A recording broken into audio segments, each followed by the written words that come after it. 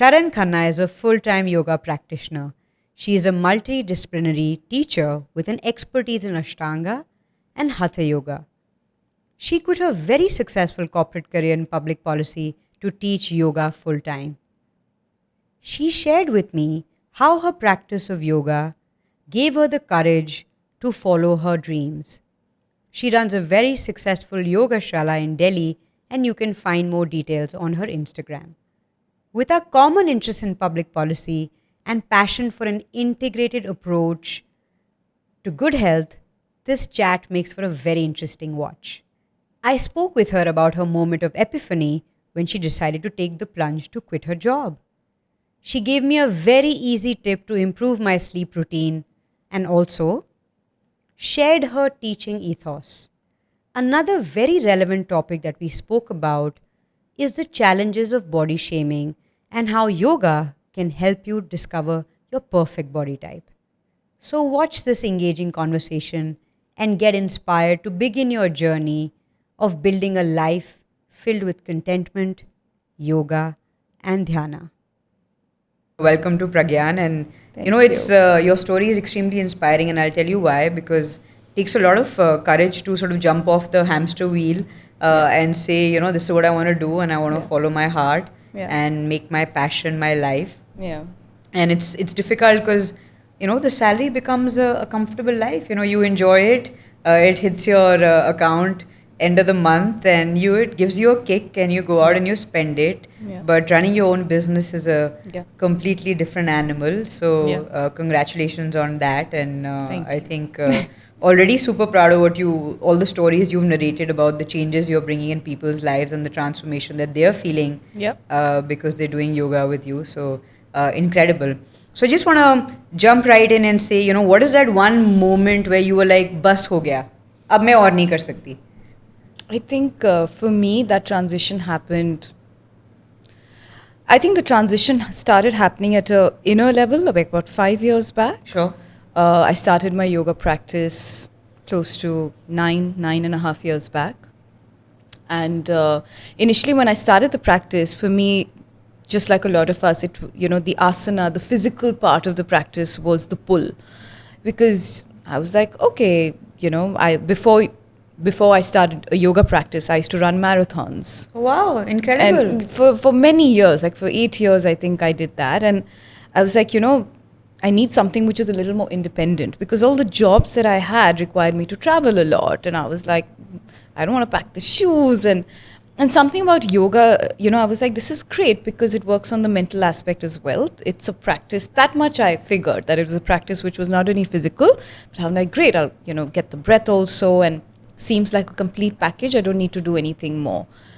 And that's how I started the practice. And I think as I kept practicing, anyone goes deeper into these practices, the changes start coming in you. You become hyper self-aware, or you start questioning what you're doing, because that's just the way it is. When you breathe so deeply, there are parts of the brain just open up and you start questioning. So I think for me, while life kept going on, jobs kept going on, 5 years back is when I had hit that point where I was like, nothing around me is making sense.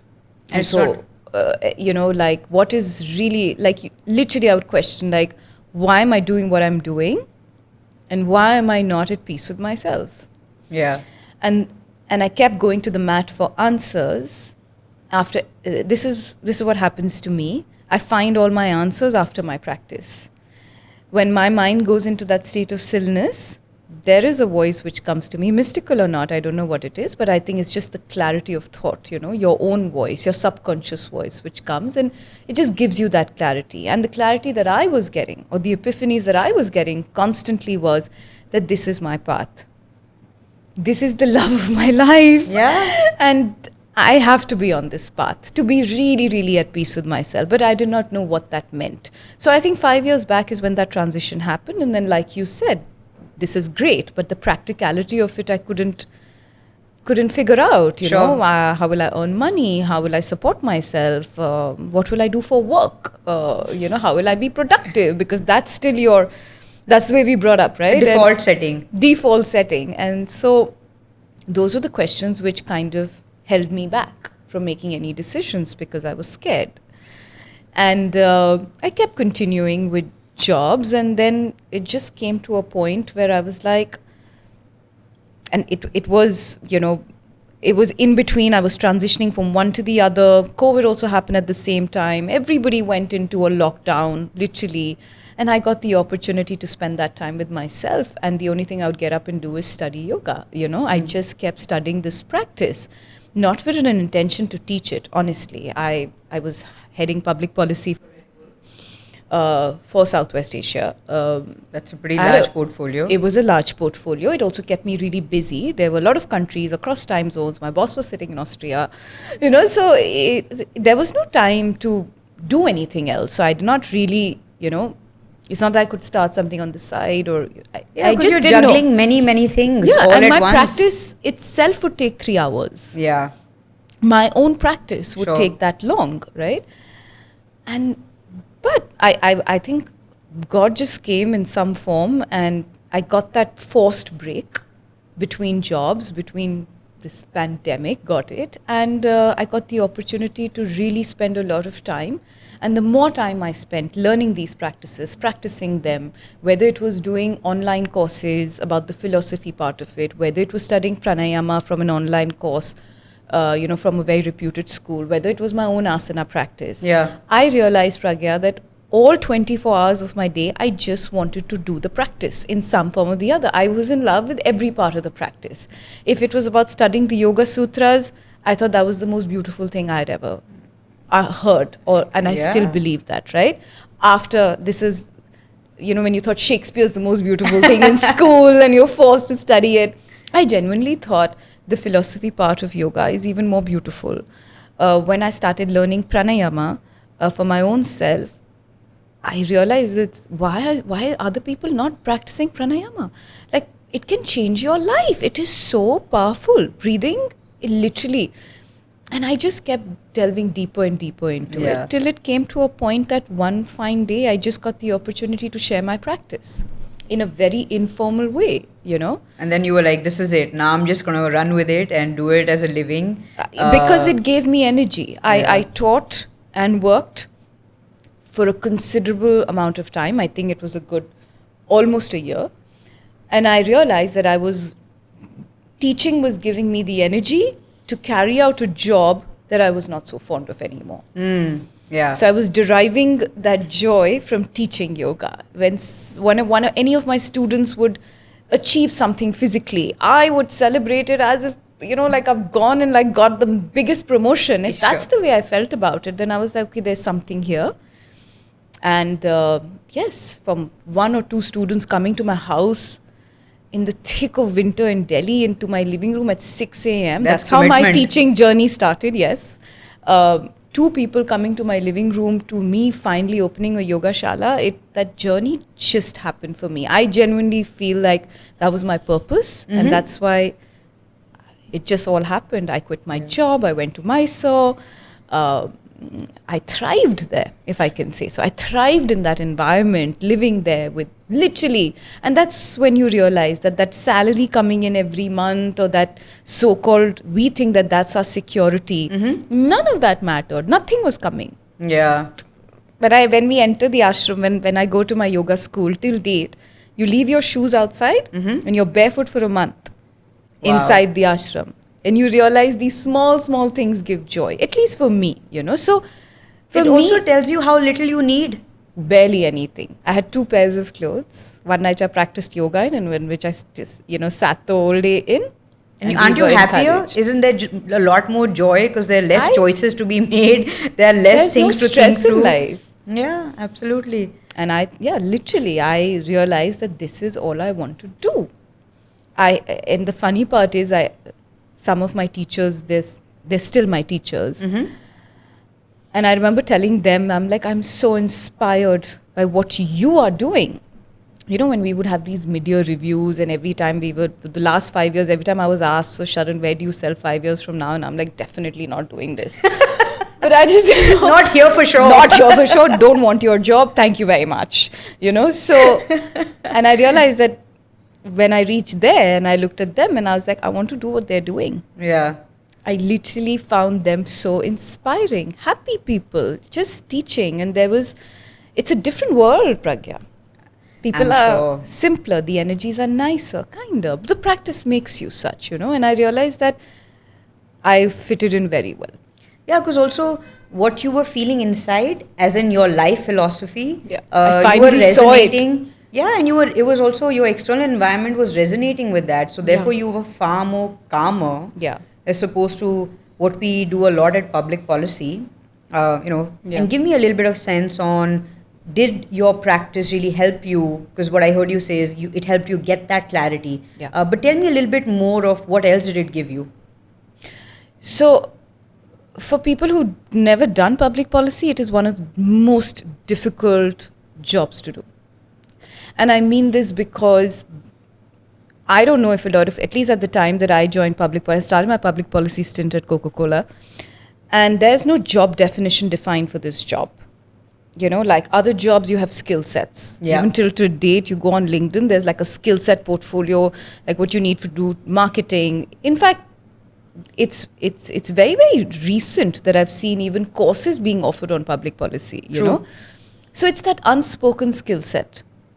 It's so instinctive. It's so tactful, These are things that you need a public policy professional to have instinctively, When you walk into a room, you have to gauge what is the right time to strike which conversation. And for people who've never done public policy, let me tell you that your stakeholders are very, very highly influential, very busy people in the governments, in influential roles, let me just put it that way. Yeah. Either making policy or, setting laws or, and they don't have too much time to spare. So, you have to be very, very intelligent enough to know that what is the key message that you need to deliver today. But even if you set out to do that, you have to be very, very, like I said, tactful, and, your gut has to speak to you and say, is this the right moment to do it or not? Absolutely. So I'm not going to, it will be very far-fetched to say that it was my yoga practice that made me highly instinctive, but I think it definitely gave me the coping mechanism. My practice was a coping mechanism because you see, it was a tough job to do. Yeah. And to be somebody who has to handle so much of risk because so much is depending on you. Of course. I would just turn to my practice every single day so that I would be able to at least execute the job that I had set out to do. So I think yoga became my tool to cope with the stress that I felt in these very, very high-stake jobs and roles. And the higher you go in public policy, I'll tell you something. When I exited, I was handling 7 countries. 3 of them had banned the product. Yeah. Of the company that I was representing. A clear set ban. Illogical. Couldn't fight it because there's no logic. Sure. Right? And every month my KRA was judged, and I was like, what am I doing about the ban? And when your product is banned, when you cannot operate, like you said, there's no business continuity. It was my practice which, made me even like sort it out and not reach that state of panic that I think I would have had I not been a yoga practitioner. Let me just put it that simply. No, you're so right, because there is so much unpredictability. Yeah. And with unpredictability comes a lot of anxiety and fear. Oh, yeah. Because you don't know what's going to happen next. And but, for me, that's the kind of crisis I thrive in. You thrive on. And maybe that's why I enjoy what I do, because it fuels me to do better and push my limits a lot more. And also I think it helps me go back and feel like, if I got something wrong, what could I have done differently or better? Because you like what you do. Yes, absolutely. But coming back to the yoga stuff, right? I really enjoy what you said about the philosophy of yoga. And can you share a little bit more for like dummies like me on what does that philosophy look like? Because it's a vast world out there. Yeah. And I have the privilege of dipping into your experience to understand that. Oh, yeah, for sure, So I started my yoga asana practice with a practice called Ashtanga yoga. And at that time, go back all of those years, the perception, everyone thought that Ashtanga is this, like this vinyasa power yoga practice. Everyone who practices is very intense. And, it just, I remember somebody telling me, oh, you're going to practice Ashtanga? Oh my God, like, that's so hardcore. And, they just have like the perfect, it was all about physical fitness. That practice was just perceived to be this practice that people did to stay physically fit because it was highly intensive. And I kept practicing it. And it's so funny that when I started studying the philosophy aspect of it, for the first time I realized what the word Ashtanga meant. And Ashtanga was actually a philosophy, the oldest philosophy, in the yoga text, dated 3,000 years back. It Fantastic. was... Yeah, and the real meaning of Ashtanga is the 8 limbs, which had been set out, which had been defined in the Yoga Sutras, to take a normal person on the path of yoga. And it was these little beautiful nuances which I got to learn about the practice, which made the practice so much more beautiful for me, Sure. That the first step is yama, you have niyama, you have asana, pranayama, pratyahara, dharana, dhyana, samadhi. And I was like, this practice, which I thought is about jumping in and out, standing on your head, it's none of that. Yeah. There's so much deeper meaning. And that's when I realized that this is such a beautiful practice, so ancient, so well embedded in our culture. And I felt so proud, So the philosophy is absolutely beautiful, Pragya. The meaning of yoga itself, like again, I love the meaning. It says, yoga chitta vritti nirodha, which means when the cessations of the mind, when the fluctuations of the mind cease, that's when you can achieve the state of yoga, And I stopped using the term, I do yoga. Or I will, because that's when I realized it means to be in the state of yoga. Constantly.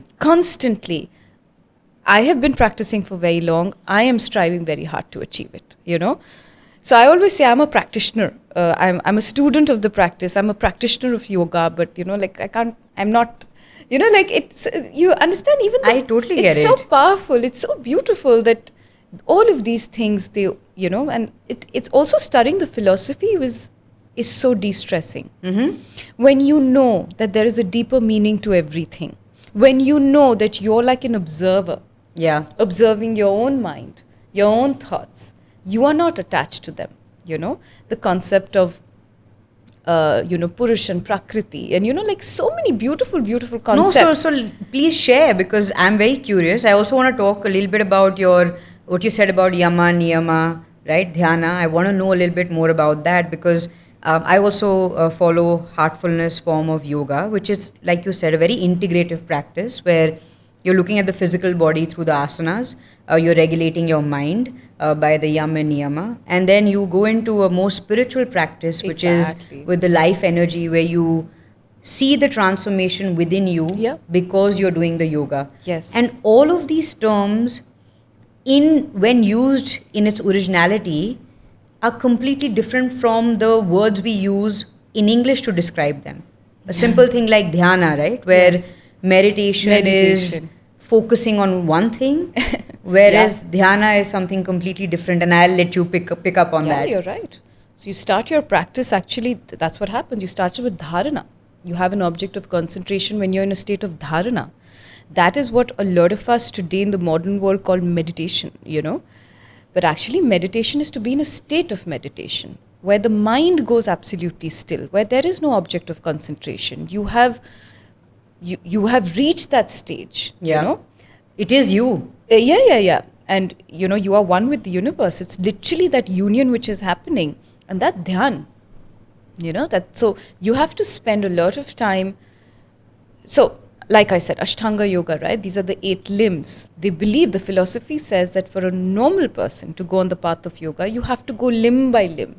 If you have not opened up your body, if you have not practiced yoga asana, body is not physically ready for pranayama, not ready to sit in a meditative position, the spine is not straight enough so that the energy can flow upward, so everything has a connection. And there's a logic There's behind. a logic behind it. I mean, no offense to anyone, and I'm not dissing anyone out here, but a lot of people, they say, oh, we are students of meditation. I'm like, great. But if I see their posture, they're not able to sit up straight. There's no chance that they could be meditating. Maybe they're dreaming, or but I refuse to believe taking that a nap, maybe. You shut your eyes and you're like, oh, I do not have any thoughts, but your posture is, it's sunken.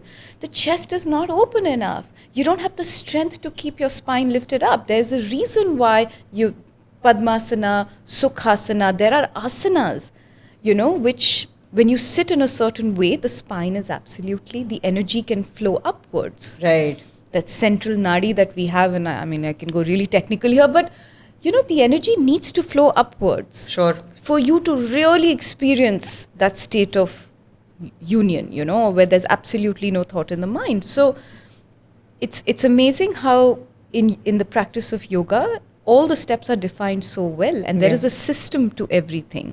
I also want to touch upon the fact that you said that, you go step by step, and as you keep becoming an asana practitioner or even a pranayama practitioner, you start to change, you start to become more spiritual. That is the internal shift that I felt. I felt that changing inside me. There was this war happening inside of me, because on one hand, I wanted to go deeper on the path of yoga. You feel, your heart opens up. When you do so much of backbending, people laugh, but it actually opens up your chest muscles. The blood circulation improves. Your heart literally opens up. So if you have emotion stored up here, or trauma or stress, you're releasing all of that. Whether you like it or not, you're going to become a softer person. Yeah. You are going to feel love for everything that comes your way. I remember when I wanted to quit my job, and I hope my mother doesn't hear this, but I remember she calling me up on phone. She's like, what are you going to do for money? I'm like, why is it assumed that I'm going to be like this really, like, sorry, but like poor person? And I'm like, I don't know. And my mom's like, what do you mean you don't know? But like, why did you study so much? And and not even her, a lot of people used to make these snide remarks at me. My friend circle, oh, itni padhai karne ke baad, you had to become a yoga teacher. And I was like, for me, this practice is so special. It's my passion. I give it so much respect. But the environment or the society that I sort of am operating in, they're not giving it that due respect, because they have no idea how life-changing the practice is, right? So I was really, really scared. Hi, I hope you're finding the show engaging so far. Drop a comment below. It could be something you laughed about, something that made you pause, and even something that moved you. Especially what you heard shifted your beliefs. Just put it all down. I can't wait to hear from you. And tell me all the stuff, you already touched upon it, but all the stuff that you learned in your corporate life, how has that served you well in this new business or I won't call it business, that's a wrong word, but this new journey that you've taken? But also, I think why I don't want to call it a business is because it's a service. No, it is a business. Yeah. But I think the impact that you're having on people's lives is way beyond the term business. Yeah. I mean, it's not transactional. It's like you come, I give you a class. No. You take care of them as a whole, as a person. Then only can you do this job well. Really, one thing I want to say, and I really want to give a message. From the outside, it might look like, oh, okay, it's just another profession, right? You were a public policy or a marketing professional, and now you're a teacher. No, I also think that within the teaching space, there's a distinction. Teaching yoga is not such a normal thing as just being a teacher. Mm-hmm. Now, this is, I think the only way somebody can be good at it is that it's more than a commitment, like this is a very intimate practice, and sharing it is even a higher level of intimacy, Yeah. If you approach it from a job or a teaching or a service providing aspect, then I don't know. I just feel then your impact will be short-lived. It won't be fulfilling neither for the student nor for you, I'm sure. Then it's just probably will end up just being a physical class, or then there's no difference. Then there's literally no difference between you and somebody who's providing a mobility or a movement, a workout, or whatever you may call it. This is a holistic practice. And when you're sharing it, you have to go beyond the realms of thinking of, oh, I'm just a teacher. I'm going to go teach and I'm going to come out. I don't look at it like that. I don't even teach like that. Yeah. So... no, but you also mentioned to me earlier about how this is a lot of energy exchange. Yes. Right? And Yes. It's very important for you to feel like the person who's coming to learn from you syncs with you at many levels, and then you're willing to give that commitment. So just, help me understand that a little bit better. I think when I teach, I need to be in the teaching for me is very highly meditative, if I can use the right word. Like I'm in a state of stillness more so when I teach rather than when I'm practicing. When I'm practicing, I'm still, trying to get over the day, or there'll still be thoughts in my mind, which gradually might cease. But when I'm teaching, right from the moment I start the class, I go into the state of stillness. If there is somebody in that class, or if there's an energy which is not syncing in mine, I get anxiety because of it. I can't, I know that, something is not fitting right, or I am not being able to help the person, or I will genuinely not be able to help the person. The person has come with a very different objective, to my class. The practice that I share is so personal to me because everyone thinks of their practice. This is a very personal practice. I am sharing what helped me. What helped me cope with all of these years, right? What helped me cope with my stress? What helped me open up my body? I was very stiff when I started the practice. Genuinely, I was a runner of 8 years. I couldn't bend beyond a 30-degree angle. I still do. Like, that's most of my friends, by the way. 30 degrees and that's it. I couldn't sit on the floor, literally. And people who practice me can vouch for that. I had really stiff hips and your hamstring. I had a very stiff back. I was hunched because for hours of studying and laptop, I had like really, this. Bad posture. Totally bad posture. And so I have opened up my body. I'm sharing practices physically, mentally, everything that I have learned to cope. Hi, enjoying the show? We post all the tidbits and updates about the show on Instagram and Twitter. You can follow us on both. The handle is Pragyaan_podcast. No, so I have a close friend, as you know, who started practicing yoga with you, and she's already feeling so much more transformation in her running. So she runs a lot, and you were telling me how the breathing techniques that you're teaching her is helping her be far more running longer and also being far more comfortable. So can you just share a little bit more about, I'm sure you have many of these transformative stories, right, where people have come in with a particular challenge and you sort of help them out? For sure. I think just recently, I had this student and she came to me and she's like, I feel very blocked at many levels and I'm already I can't figure it out, but something's really I get a lot of anxiety. So a lot of people who come to me, I'm not going to say that a lot of people who come to me are very anxious or stressed. No, nothing like that. But I understand. But even if you say that, it's real, today, unfortunately. So a lot of us are going through that, right? And so a lot of stress, anxiousness, shortness of breath, can't breathe. And I think the joy I derive is to see all of them today, flourishing, the kind of messages that I get. Amazing, they're finally feeling something shift. There's joy. And it's so funny, Pragya, if I tell you this, the moment your breath changes, your body changes. You're right. You come in and you're all stressed out, you're all, I can't move, I have pain. And the moment you let go, even the asanas start coming to you. That's the physical change that you can make out, right? I can make out that your body language is different. You're breathing better. So for example, like your friend who's coming to me, I can see a world of a difference in the way she's breathing, and so she's moving more, her mobility is increasing because of just learning how to breathe correctly, So each of my students, I'm so happy and I think I'm blessed to be this teacher that in a span of these almost 3 years that I've been teaching in some form or the other, I have so many people who have had these transformational experiences. So, I am one of those who doesn't need that selling. I'll tell you why. So, my grandfather was a avid yoga practitioner. Even at, a ripe age of 85, his body was like as if it was for a 60-year-old because every day he would do yoga. Amazing. I have moments that I think back and remember early on when I would go spend my summer holidays with him, where I would be doing asanas with him. Obviously the favorite one being Shavasana, where you're like, okay, you're chilling. That's the best part. Legit way to chill. Exactly.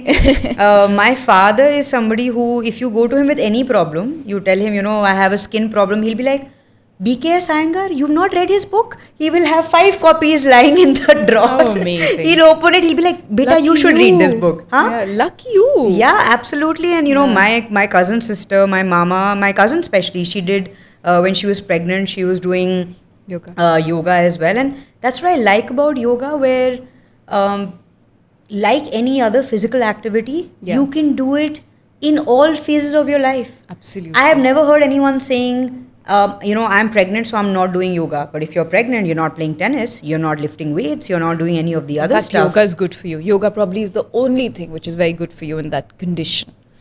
Yeah. That's the thing, no? This practice is so vast.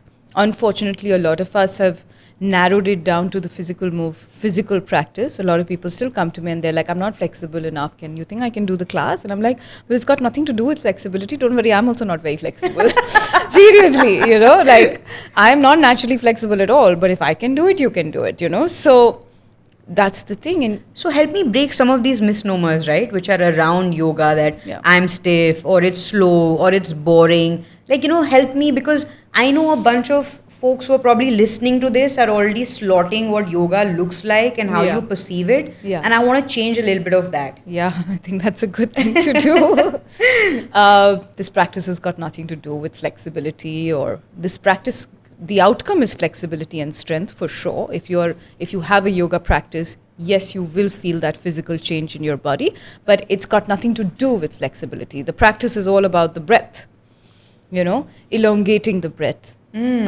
Equalizing the breath, between right and left. Hatha yoga. What is hatha yoga? Hatha. Ha is the right side of the body, tha is the left. Sun and moon. Balance between the two is hatha yoga. So everything that you do, you're striving to get that balance. Interesting. Between the right and the left, between the left hemisphere and the right hemisphere, and it all actually starts from the breath. So this practice, if you can breathe, you can practice yoga. And there is a form of practice that everyone at every stage, at any stage, can do. It's not, unfortunately, because of Instagram. Yeah. Well, I love Instagram and I thank it for a lot of things. I'm not dissing it. But unfortunately, what's happened also is that, yoga is a very beautiful practice. I myself, if someone has to click my picture, I'm like, look, it's in the asana. So yes, but because of that, there's so much of misconception about what the practice is. Mm-hmm. It just looks like it is just a physical practice, and people, moving in all directions and twisting and bending, and something that any ordinary person would be like, okay, this is probably not for me because I don't think I'll be able to do this. I might just get hurt. Sure. That's not what the practice is about. That could be an outcome of your practice. So this practice is really vast. If you want to start with breathwork, it's as simple as starting with breathwork. Yeah. If you are somebody who suffers from stress, anxiety, you have a billion thoughts in your mind, you're sleepless at night, simple practices, just using the breathing techniques that are there, the pranayamas, can make a world of a difference to the way, to just give you the ability to sleep better.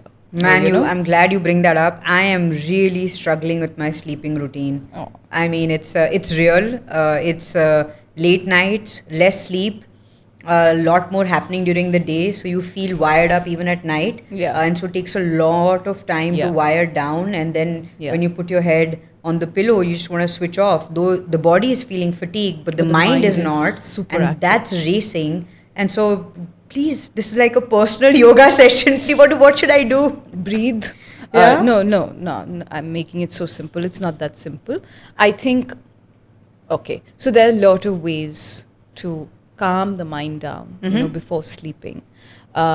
Practices like, it's my favorite pranayama practice to share. There's a 3-part inhalation practice and 1-part exhalation. Okay. Where you literally, the first part of the breath, the abdomen expands, the second, the rib cage, the thoracic region expands, and the third is when your chest and clavicular region expand. Right. You're basically increasing the oxygen levels in the body to calm the mind down. Got it. This anxiety, this lot of thoughts in the mind, it's also an imbalance in the oxygen levels. Your breath is short. Yes. Half the time you can't sleep and you have a lot of these chores, just check your breath. It must be short. So you're not getting that calmness, peace. Literally bring the awareness to your breath. Breathe 5 to 8 times. Expand the abdomen. Feel the expansion in the chest. Feel the chest and clavicular expansion happen. We can do it right now, rather. And exhale in 1 part. Do it 5 times, lying on your bed. Wow. Just keep one hand on the belly and one hand on the chest. Okay. Close your eyes. Okay. So I want you to visualize the breath, Pragya. Okay. You're going to take 1 long inhalation, but you're going to pause when I tell you to pause. Okay. We're going to try and elongate your breath. In the first part, the abdomen will expand. Second, the rib cage, and third, all the way till the base of the throat. All right. Got it. Let's begin. Inhale. Pause. Inhale. Pause. Inhale, exhale completely.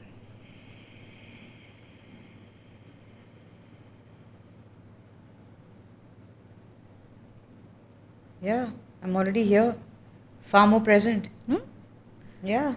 Do this before sleeping 8 times. Okay. Then mentally. So there's a practice which we call yoga nidra. Okay, it's a practice. Nidra means sleep.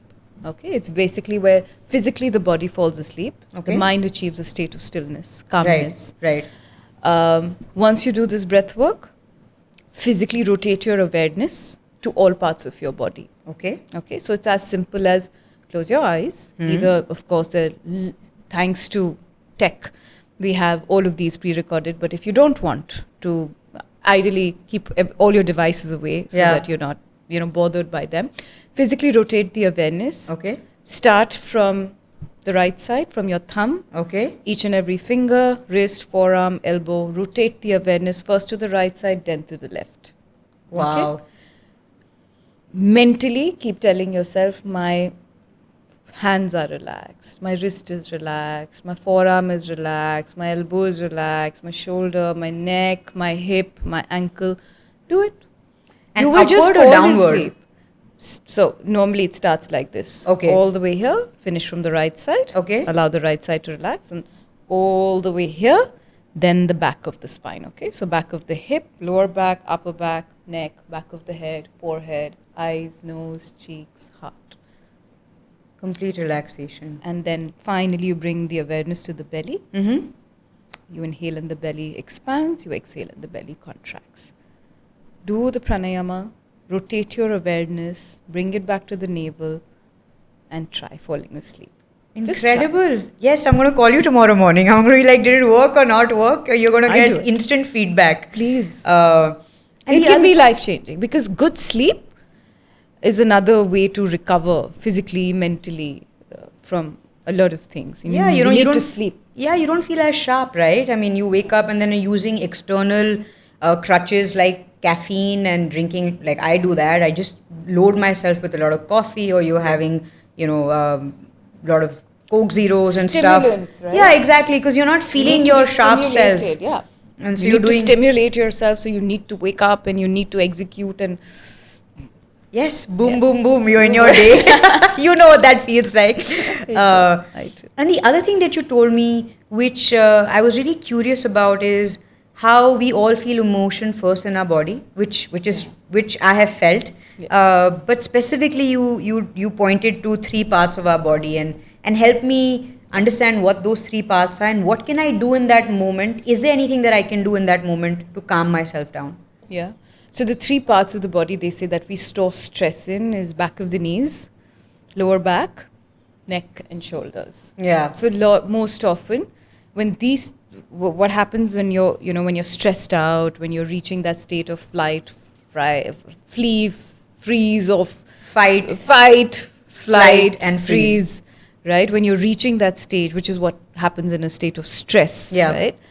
It's basically there's a release of that cortisol hormone, which is causing that to happen. Either you want to flight, or you want to fight, or you want to freeze. Like, it's basically a hormonal imbalance that is occurring in your body. Sure. Okay. Now, in that, when you're in that stage of stress, because the other thing that happens is your breath becomes short. Yeah. Breath becomes short, your muscles start to contract. So most often for a lot of us, these three areas which are sensitive, the muscles contract and they give you deep pain. So either you store it in the neck or the lower back. I used to store it in the neck. All my stress was here. And so, they get they contract so severely, and that is the pain that you physically feel. Yeah, you feel like it's in a spasm, right? It's in a spasm, right? The extreme stiffness, and that's what happens. And so in that, and then we of course go for physiotherapy, etc., but that's all physical, right? I mean, it's actually at a very deeper subconscious level that is happening. Again, I would say in that stage, go back to the breath. Breathe. Literally breathe. It's like when someone goes through a severe panic attack or anxiety, it's excessive shortness of breath. You're getting a panic attack means you're not able to inhale. Yeah. 3-part inhalation, 1-part exhalation. Lie down on your back, because if the body you're in that extreme stress, you can't even sit up sometimes. Very true. You just collapse. You collapse, right? Yeah. So lie down, support the spine, breathe at least 8 to 10 rounds. There will be a world of a difference in just those few minutes. Yeah. I'm sharing this out of personal experience because I am somebody who had reached that stage of panic attacks. Very sad. Yeah.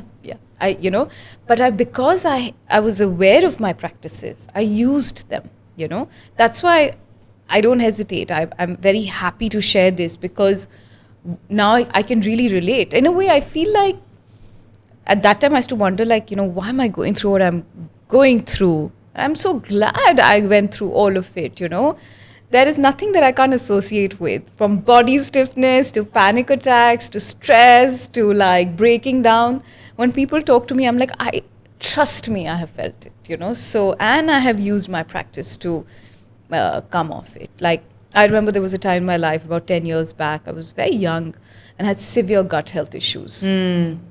My stress had got stored in my gut. Happens very often with people. I had no idea that it was the thing. I just thought, okay, and because of just, again, stress only, silly things like eating disorders, and I just ruined my gut health. It had come to such a stage that they were like, we cannot put you on antibiotics anymore. Your body just can't handle it anymore. And I would get endoscopies done, and there was nothing wrong. Yeah. And finally there was one gastro doctor who was really kind, and I still remember him saying, he said, you're stressed. And I was 24, 25. I don't understand what stress was. I was just looking at my mom and being like, can't you take me to a better doctor? Yeah, what does it mean? What does this mean? I'm stressed. What should I do? I used to literally have these I used to walk out of those, hospitals, and I'm like, how bizarre. Am I not supposed to think? Yeah. And function in this real world? What do you mean? Yeah. Don't have stress. What? I'm good. I'm not stressed. No, you're stressed. And so I never understood, that I was constantly in that state of fight, flight, or freeze, constantly, right? So I had reached that stage, and because of that, I literally couldn't digest anything. Half the foods got negated from my diet because I couldn't digest them. I had severe acidic reactions, migraine headaches, neck pains, and and I should take a painkiller every single day to function. Really? Yeah.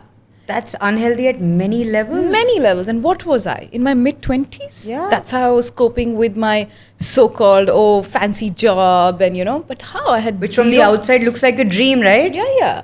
Amazing. And but these are all signs that something is terribly wrong. I started my yoga practice at the age of 29.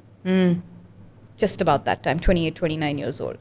And I remember... I thought that's how old you are. Yeah. Oh, well, yoga, right? Your granddad who never went beyond 60. Oh, absolutely.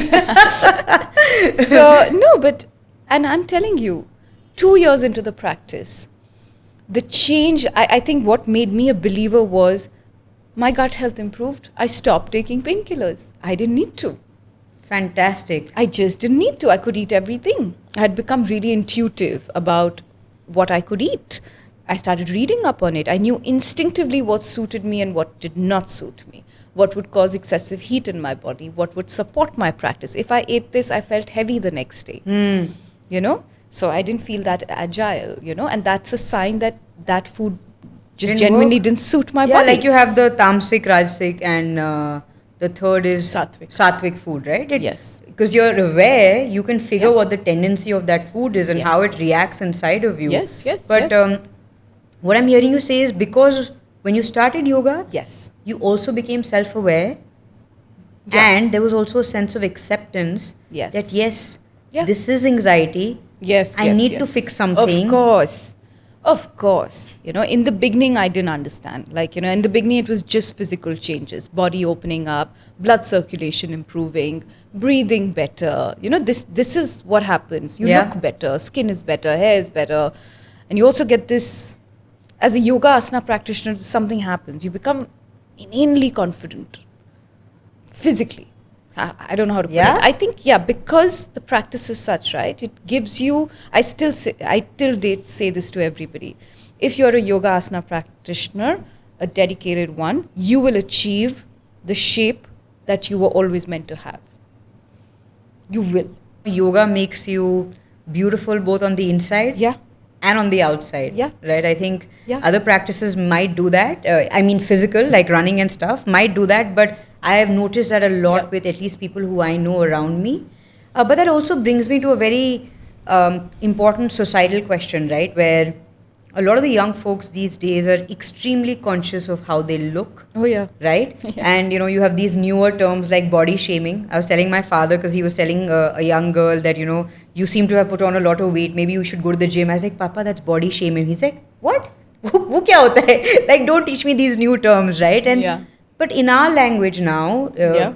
in the millennials, it's Yeah. real. That challenge is real, where you're very conscious of what you wear, how you look, and you tend to adopt extremely unhealthy habits Yeah. to look the way you are told you should look, Yeah. right? Another Conditioning, absolutely. And Yeah. fitting you in a slot, which your body type, your genes, where you come from, Yes. is not, you are never going to look like that no matter what you do. Exactly. So just talk a little bit to that as well, please. You know, here I want to bring in Ayurveda, because along with yoga, I have been now studying Ayurveda for a while, and I would say that it's also the Ayurvedic practices which were extremely beneficial for me. So I swear by the science of Ayurveda, and I follow it to the T. And Ayurveda's wisdom is just so simple, so amazing, right? We all have body compositions, and we all have predominantly one or two elements which is higher, okay? So there are three main elements. There's air, there's water, there's fire. Okay, so your vata, your pitta, or your kapha, okay? And each one of us, when we were born with a certain composition, which was our predominant element, Yeah. right? So for example, if my predominant element was fire, I would pitta, you know, then I would have a certain body shape, Right. you know, which would be medium sized, medium boned. There would the hair texture, the thickness, to that the much skin. detail? Yes, yes. You know Oh. how oily my skin would be. You know, the shape of the body, the taste buds, foods that would inherently suit me. What sort of lifestyle? Pitta people are highly disciplined. They need everything to be extremely organized. It's like the fire element. They need everything to be in control, right? You take a pitta person and you put them in an environment where they don't have any control, where they're kind of not given. It's like, it's so funny when a pitta person would join an office and the induction, they would be like, where is my time by time? List ka hai, List, calendar what ka am I hai. supposed to do? Yeah. Okay, no, 15 minutes, what is next? Which induction is like? What am I?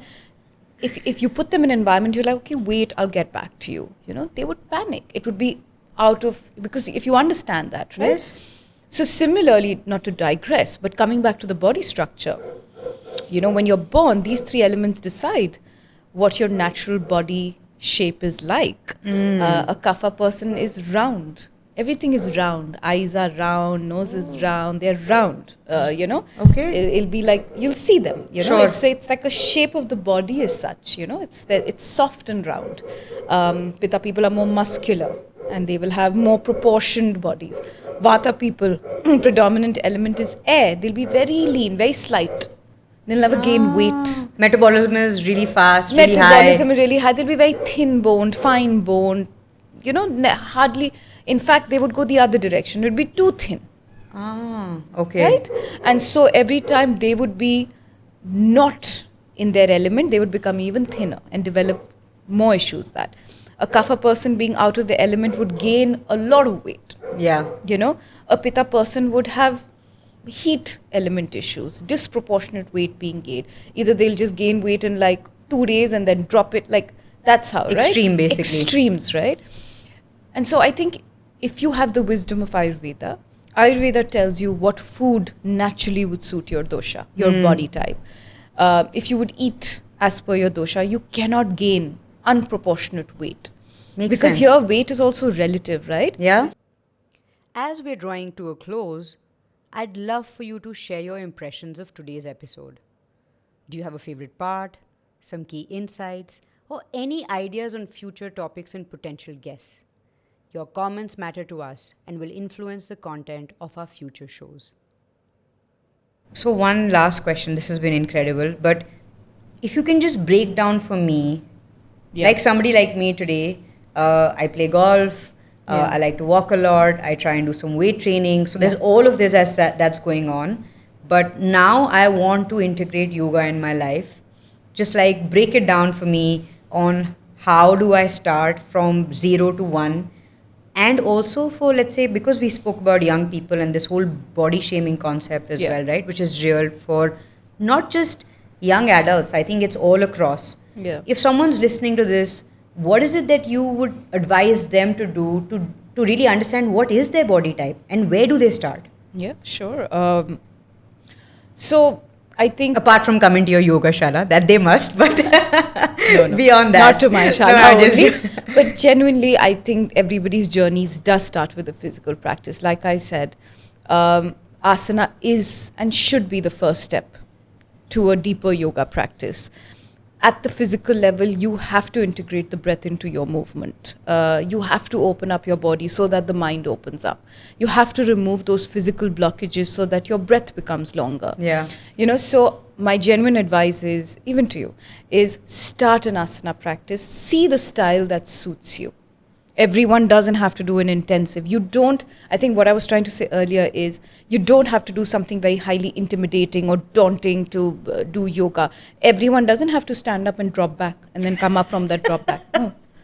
But वो तो सबसे पहला goal होता है ना, because everyone who goes Might to not yoga suit you at that yeah, age but or your friends will be stage. like, oh, so now can you do like the split? Can you do that? And you're like, no, You I put your leg can't. behind your head? No, maybe you really would deteriorate if you tried putting the leg behind your head, So I think first step is to understand what you genuinely like. It would be very unfair, or, I think it wouldn't be really nice if I told somebody, okay, read on your composition, then choose the style. That'll become very scientific. Yeah. So literally go with your instinct. Try different yoga classes. The one that you come out smiling out of, you really enjoyed yourself. You're only going to do something that you enjoy. That's true. I can keep telling you how good it is for you, how healthy it is for you, how lovely your life will become, how stress-free your life will come. No. If you've not enjoyed that 1 hour, you're never going to go back. Yes. It's going to be like popping a pill, because you're going to be like, okay, it's medicinal, let me just know. I'm not going to love it, truly. You're not going to love it, right? So please try different styles. There are so many styles out there. I teach yoga asana, right? I teach hatha yoga. I teach Ashtanga vinyasa. I teach a physically intensive practice, let me put it that way, because I believe that flexibility and strength and becoming physically really strong and increasing the mobility in your body has helped me. When my Sure. body changed, then that's when the other change is happening. So yes, I teach a physical style of yoga, and I Okay. lead with that. There are other styles, there's Shivananda practice. It's a beautiful practice. It's more restorative. I won't say it's restorative, But I would say the method is such. Got it. After every posture, relaxation has to come in to allow the benefits of that posture to come in. So in simple terms, it's slower. Okay. Right? It's not that fast paced. Got it. There's Iyengar yoga, which is alignment based, where you hold every posture for an elongated period of time. And for that, either the body has the ability or you're given props to support the body, right?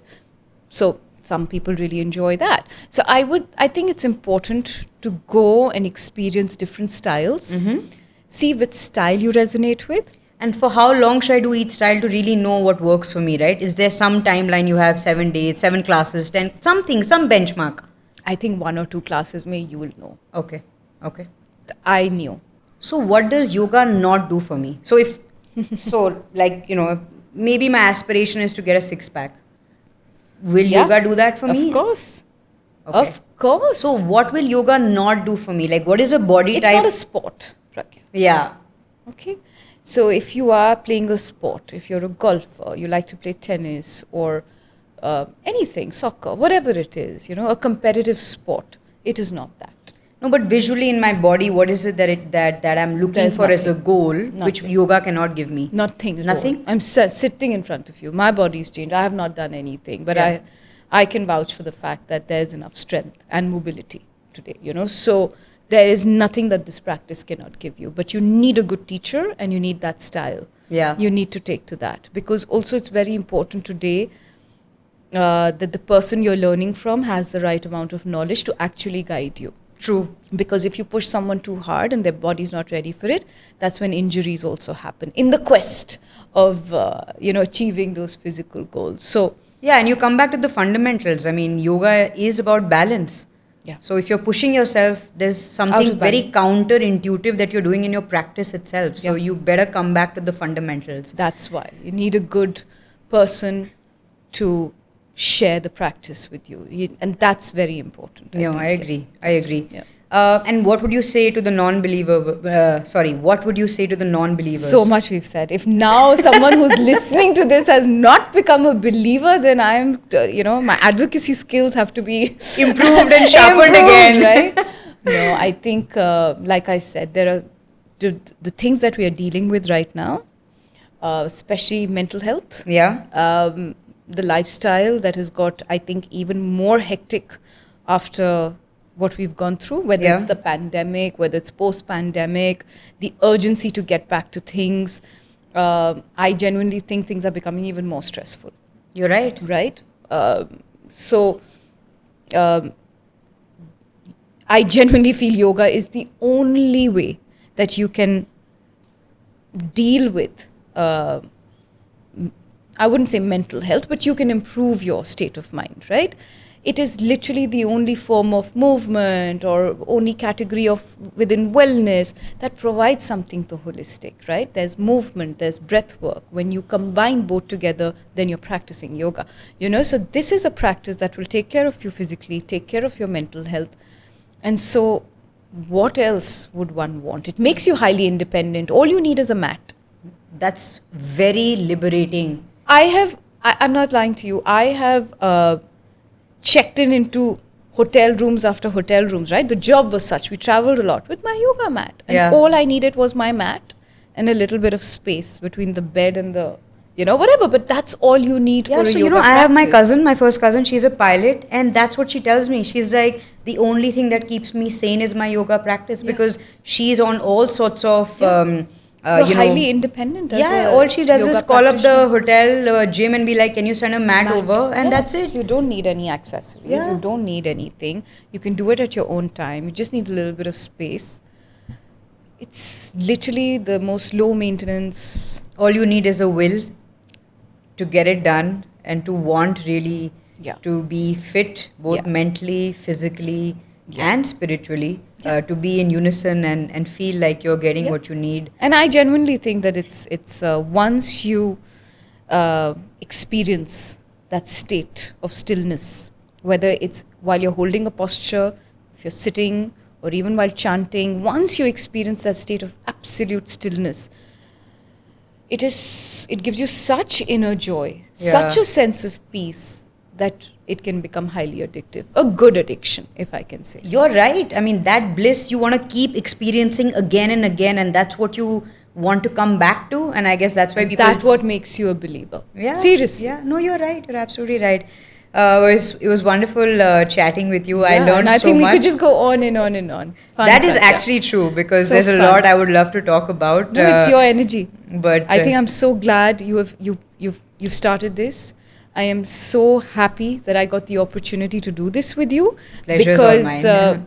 No, because I think you have that energy where you make other people so comfortable that they can just share everything. I mean, I've marveled the way I've spoken about this practice, with absolutely like not holding anything back. But I think I'm so happy that you set out to do this, and this is your passion project, because I think it just suits you. You have that ability to bring it out, and I'm so glad that this is a medium and such interesting topics, right? No, thank you. Thank you so much. It means a lot coming from you. And please continue to do what you do and inspire and transform so many lives. And For sure. The one thing that I feel people should go away after they listen to this is at least find out what is the right practice for them. Yes. And find some anchor, whether that's yoga, whether that's meditation, but some anchor so that they're able to bring the three, physical, mental, spiritual, all together, and they feel like they're far more fulfilled in their lives. Not everyone has the ability and the courage like you do to follow your passion and make it their own. But then we still have the ability to find time to do it. Maybe not full time, but at least allocate 10 minutes, 20 minutes, half an hour.